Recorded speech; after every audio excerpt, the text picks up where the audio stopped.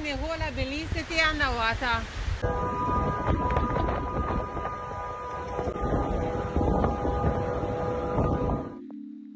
One of the central myths about climate change is that it's a distant issue. It's distant in space, with melting ice caps, and distant in time, only affecting the future generation. And yet the effects of climate change are here in our faces right now. In fact, the World Bank ranks Belize number 8 out of 167 countries for climate risk.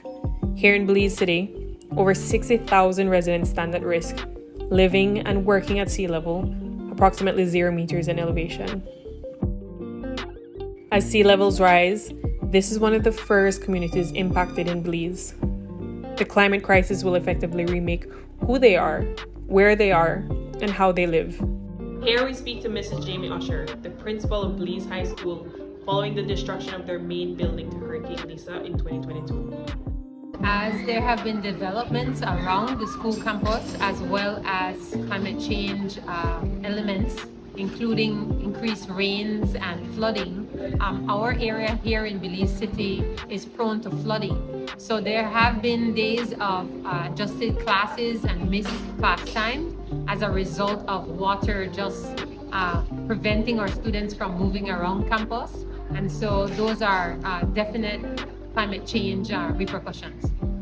November was definitely a devastating month for our school. When we came back after Hurricane Lisa moved through Belize City, we discovered our entire roof was gone in our main building. The building hosts 75% of our dead body, and so major adaptations were required in order to keep classes in person. It includes something a little bit more humanistic in terms of looking at ways that we can adapt our campus to not be put in the position of losing class time ever again. So we continue to have the implementation of technology to keep the learning alive, but we also encourage our students to work with us in terms of adaptability.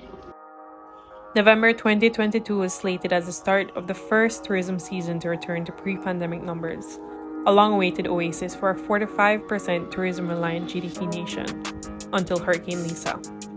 The climate crisis will demand climate-resilient infrastructure, increased funding, planned managed retreats from most at-risk areas, and most importantly, an inner resilience of communities. This one business, Old Belize, sustained over 150,000 Belize dollars in damages alone, and this is only a Category 1.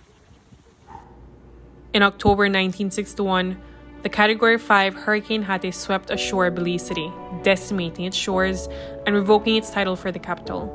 Climate migrants began then and will worsen under business as usual. That is, without a community that's also willing to change with the climate.